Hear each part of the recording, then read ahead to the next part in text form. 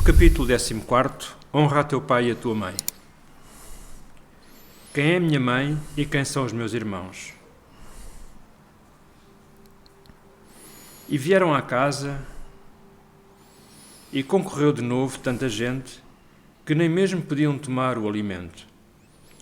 E quando isto, ouviram os seus saírem para o prender, porque diziam: ele está furioso. E chegaram sua mãe e seus irmãos, e ficando de parte de fora, o mandaram chamar. Estava sentado à roda de um crescido número de gente, e disseram-lhe: olha que a tua mãe e teus irmãos te buscam aí fora. E ele respondeu, dizendo: quem é minha mãe e quem são meus irmãos? E olhando para os que estavam sentados à roda de si, disse-lhes: eis aqui minha mãe e meus irmãos. Porque o que fizer a vontade de Deus, esse é meu irmão e minha irmã e minha mãe. Mateus capítulo 3, versículos 20 e 21 e 30 a 35, e Mateus capítulo 12, versículos 46 a 50. Como já vem sendo um hábito, há determinadas apresentações em palestras a respeito das quais dá-se uma continuidade depois no momento do Evangelho. Então, anteriormente, a convidada esteve a falar-nos sobre o desafio de educar um filho, neste caso um espírito. Não. E agora temos aqui precisamente este capítulo que nos remete novamente para a relação de pais e filhos. É uma relação fundamental. Aliás, é através dela que todos quantos vamos surgindo aqui no mundo, temos a oportunidade de o fazer, porque a nossa presença hoje, na condição em que nós nos encontrarmos, seja ela qual for, tem origem numa decisão, principalmente da nossa mãe, na medida em que escolheu receber-nos. Poderia ter feito o aborto, por exemplo, e não o fez.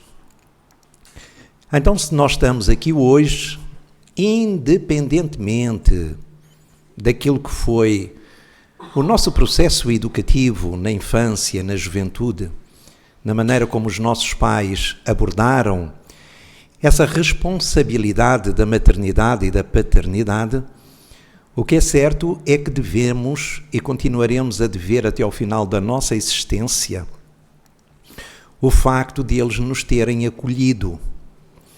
E é altamente significativo para nós essa recepção, na medida em que, para nos manifestarmos no mundo das formas físicas, não temos como não nascer de novo. Como disse Jesus no célebre diálogo com Nicodemos, o doutor da lei, quando este lhe pergunta o que é necessário fazer para poder-se alcançar o reino dos céus.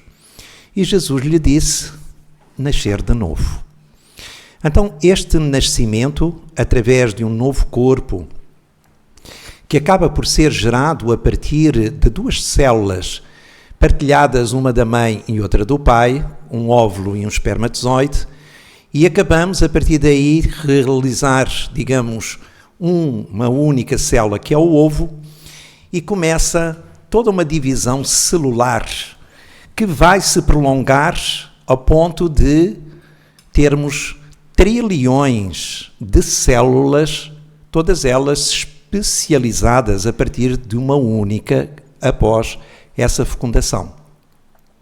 É um fenómeno da vida extraordinário, em que vemos aqui a grandiosidade e a sabedoria de Deus ao fazer com que, desta forma, haja a possibilidade de uma renovação, de um processo de aprendizagem sistemático, que é o único capaz de nos sustentar dentro da verdadeira aprendizagem. É haver uma continuidade.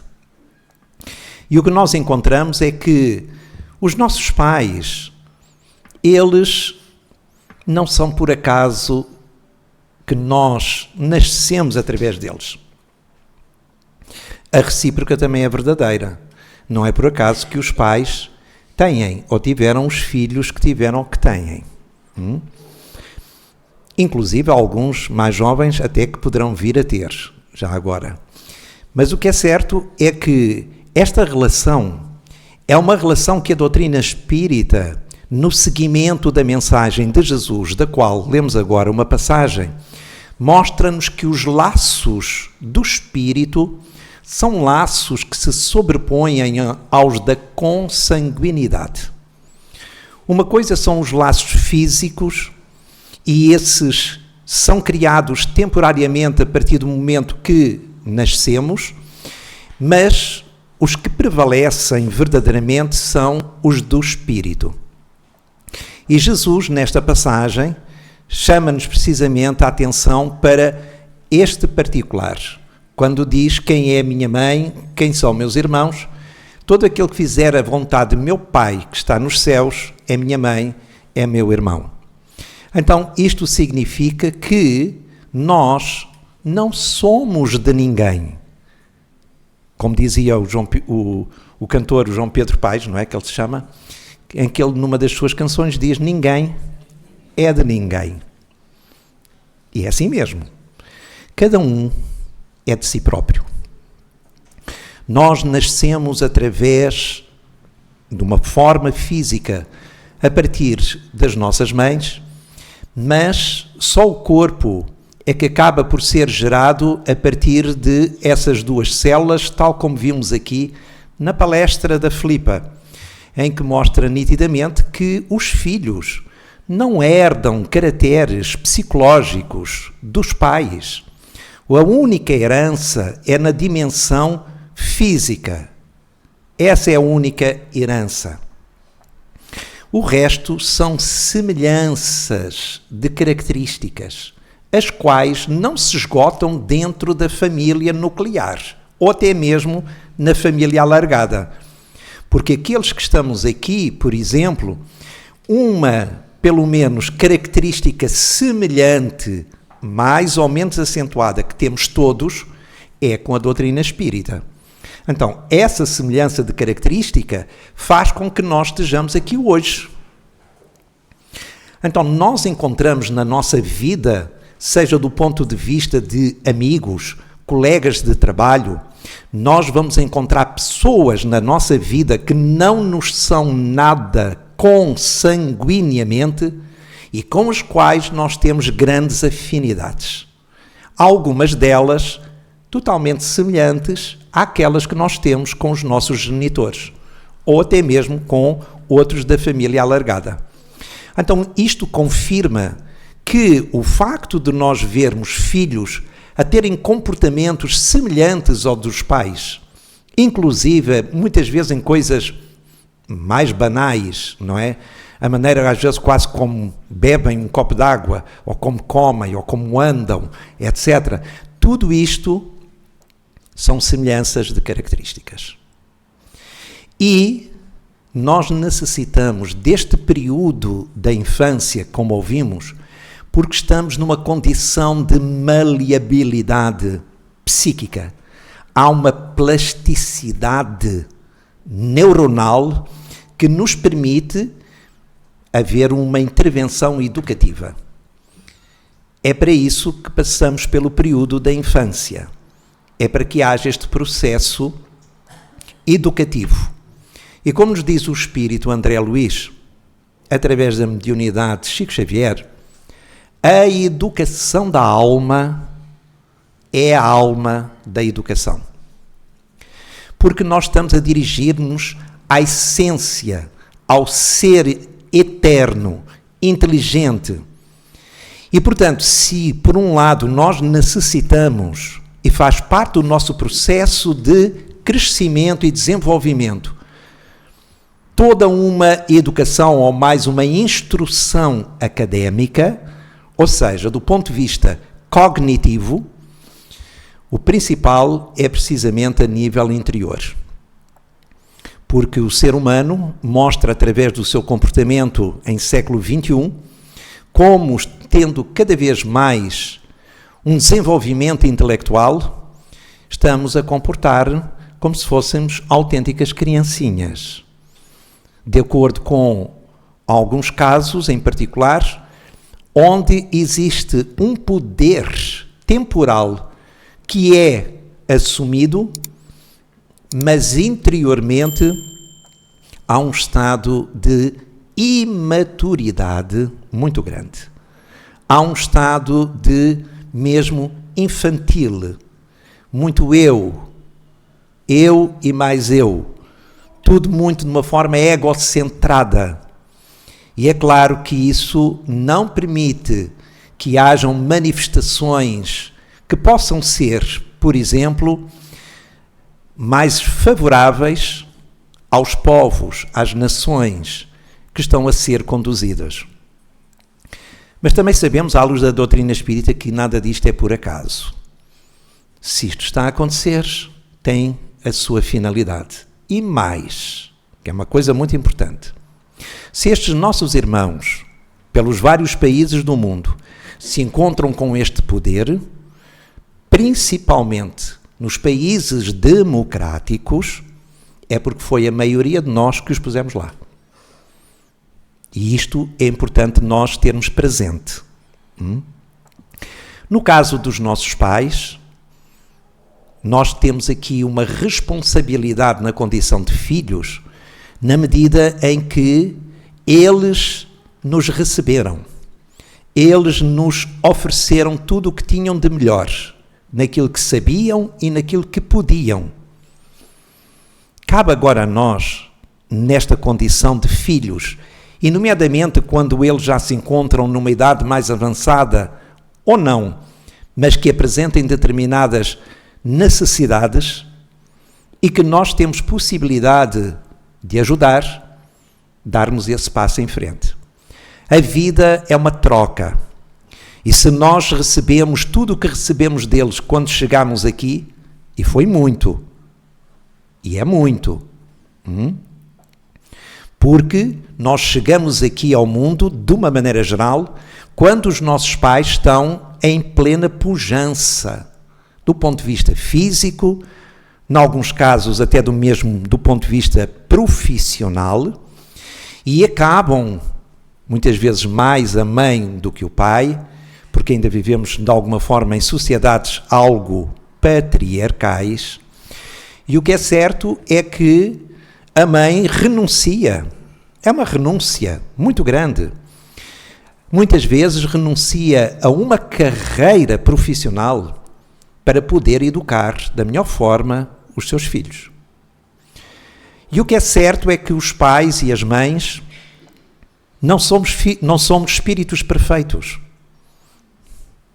Ainda que muitas vezes os filhos, quando crescem, fazem cobranças, exigências, como se os pais tivessem que ser, de facto, seres perfeitos. Não somos. Logo, não há educações perfeitas. Isso não existe. Mas que eles dão o seu melhor, dão. Quantas noites indormidas, principalmente quem é pai e quem é mãe, sabe perfeitamente o que é que significam os primeiros meses. Vamos até pelo menos até ao primeiro ano de vida da criança. Muitas vezes há mulheres que durante mais de um ano que deixam de conseguir ter um sono de 7 a 8 horas seguidos. E isto tem impacto na saúde, tanto do ponto de vista físico quanto a nível psíquico. E tudo isto é uma dedicação, é um amor dentro daquilo que é possível, como é óbvio. Porque sabemos também que o nosso amor sabe egoísmo. Não estamos a falar de um amor fraterno, incondicional, à semelhança daquilo que o Cristo nos trouxe. Estamos a caminho dele, mas ainda não somos capazes de o manifestar. Então a gente começa com o amor que tem e um dia vamos terminar com o amor que nós somos. Até lá, cada um vai fazer, portanto, cumprindo a sua função dentro daquilo que é capaz. Então, se nós temos os pais e os filhos que necessitamos, qualquer tipo de exigência, de cobrança, de censura, etc., é filho da nossa ignorância, da nossa inconsciência, do nosso estado de ilusão. Até mesmo porque todos nós, na condição de filhos, quando chegamos à maioridade e já temos condições de seguir com a nossa vida de forma autónoma, independente, só não resolvemos algumas questões da nossa infância ou da nossa juventude que foram mais marcantes para nós, se não quisermos. Porque hoje em dia nós podemos procurar ajuda profissional que vai nos ajudar precisamente a ressignificar esses episódios lá de trás, e a partir do momento que nós os ressignificamos, cá dentro fica tudo mais calmo. Porque vamos agora, com o conhecimento que temos, com a experiência de vida que temos, vamos ter um outro olhar a respeito de tudo aquilo que passou lá atrás. E nós vamos conseguir nos sentir muito melhores e olhar para os nossos pais, naqueles casos em que trazemos algo dentro contra eles, alguma mágoa, algum rancor, etc. E isso resolve-se. Se não se resolve, é porque nós ainda não queremos. É porque nós ainda não queremos. Enquanto estávamos sob toda a orientação deles e a dependência física deles, era uma coisa. A partir do momento que já estamos na condição de adultos e autónomos, é outra completamente diferente. Agora, nós sabemos que há uma tendência do ser humano para se colocar na posição de vítima. E é muito mais fácil apontar o dedo e criticar os nossos pais do que reconhecer que eles fizeram o melhor que sabiam, tanto quanto nós, agora se já estamos nessa condição também, estamos a fazer o melhor que sabemos. Então isso é uma escolha nossa. Tudo na nossa vida é uma escolha. Agora que, à luz da doutrina espírita, não existem acasos ou azares em que nós, digamos, simbolicamente, caímos de paraquedas num seio familiar com o qual não temos nada a ver. E ouvimos isso muitas vezes. Não é assim. Parece que é assim. Parece. Esta questão da ilusão é uma coisa muito consistente para nós. Basta lembrarmos a questão do sonho. Quando a gente sonha, quantas e quantas vezes, ao lembrarmos do sonho, e principalmente naqueles sonhos que trazem um pouco de aflição, no momento que a gente sonha, a gente está aflito.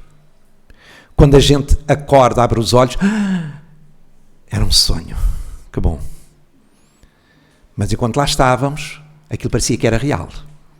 Então nós aqui, no dia a dia, em várias situações, e alguns irmãos e irmãs, ao longo da sua vida, sonham.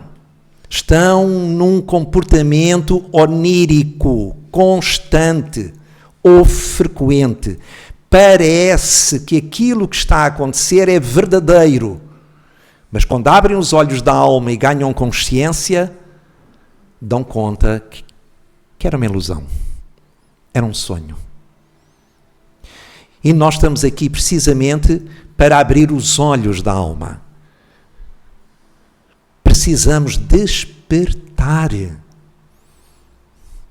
E através de uma nova oportunidade que nos é concedida pela lei divina, nós estamos aqui para podermos continuar a melhorar. A finalidade é o aprimoramento da alma. Então, se temos pais como temos, é porque eram esses pais que nós necessitávamos, não outros. Porque Deus não erra nunca. Nunca. Agora, a nossa ignorância, o nosso estado de inconsciência às vezes é tão grande, tão profundo, que nós simplesmente colocamo-nos numa posição de arrogância, achando que somos mais do que Deus. E por isso olhamos para nós e para a nossa família e achamos que não merecemos, que aqueles não deviam ser os nossos pais. Às vezes olhamos para os nossos tios e sentimos muito maior ligação e gostaríamos que fossem eles os nossos pais e não aqueles que são, etc. Isso faz parte de um período em que nós estamos, nomeadamente, em desenvolvimento. Mas voltamos a repetir, quando atingimos o estado de adulto, de autonomia, então se alguma coisa ficou por resolver dentro de nós que nos incomoda, que nos perturba, então só depende de nós resolvermos esse assunto. Só depende de nós. Alguns poderão dizer, bom, mas o meu pai e a minha mãe, ou ambos, já partiram. Como é que eu agora resolvo isso? Resolve-se na mesma. Não se preocupem. Busquem um profissional e vão ver que eles vão ajudar a resolver esse assunto na mesma, mesmo já tendo partido e mesmo não sendo espírita. Atenção, não é necessário ter conhecimentos da doutrina ou algo semelhante para que um profissional na área da psicologia possa ajudar a resolver esses assuntos. Há técnicas precisamente para trabalhar essas questões. Então, o convite que nos é feito por Jesus ao reafirmar o 4º mandamento da lei de Deus, que é honrar a pai e honrar a mãe, é fundamental na medida em que nós começamos por receber tudo da parte deles. E este tudo até pode ser sintetizado no nosso surgimento e estarmos aqui na vida. Já pode ser um tudo.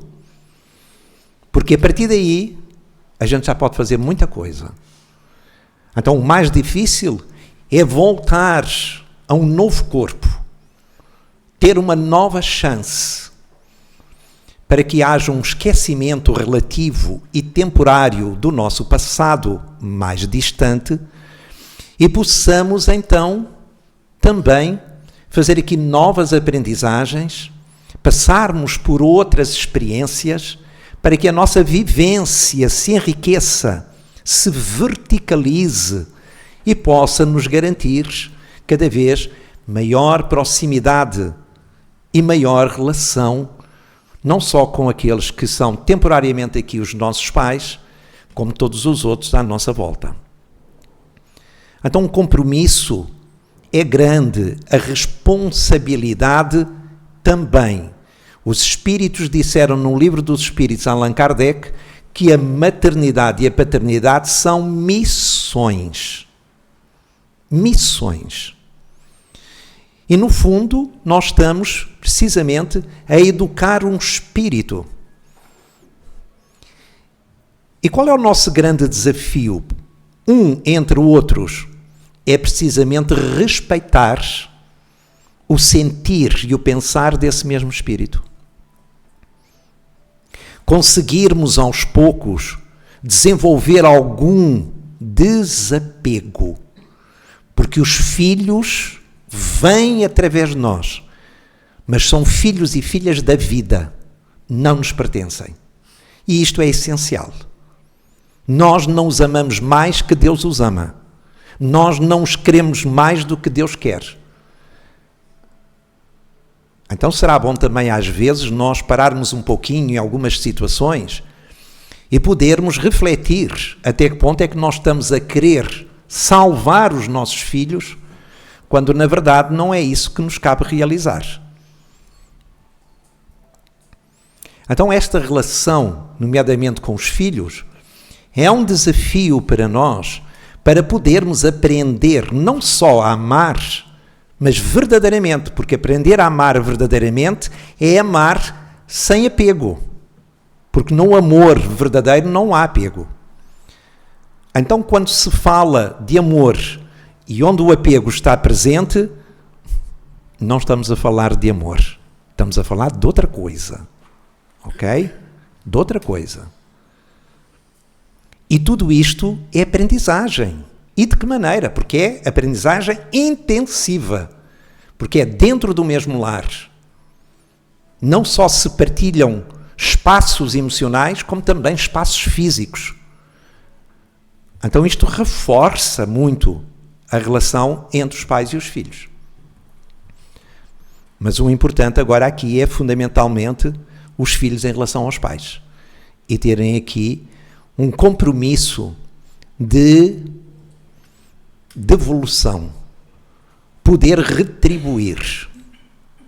Haver aqui uma manifestação de gratidão. Porque quando nós retribuímos, isso é uma manifestação de gratidão. E é bom nós estarmos gratos em tudo em relação à vida e particularmente em relação aos nossos progenitores. Então a proposta é que nós consigamos, através deste conhecimento que a doutrina nos traz, olharmos cada vez mais para os nossos filhos e para os nossos pais,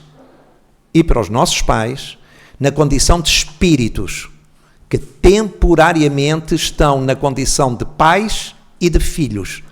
Temporariamente. Nada mais do que isso. E podermos, a partir daí, assumir um compromisso, sim, onde a nossa relação, a nossa entrega, a nossa doação possa realizar-se dentro do que nos é possível, até onde podemos ir, mas aceitando as diferenças, aceitando a maneira de cada um de estar na vida, sem forçar, sem impor, sem exigências, e à semelhança de Jesus, a expor. E a partir daí, cada um escolhe o que bem entender. Então, que o Mestre continue a nos inspirar e a nos orientar no sentido de, na condição de alunos na escola da existência, nós podermos aprender cada vez mais com ele, nomeadamente nesta passagem, procurado pela sua mãe, quem é minha mãe, quem são os meus irmãos, todo aquele que fizer a vontade do meu Pai que está nos céus, é minha mãe e meu irmão.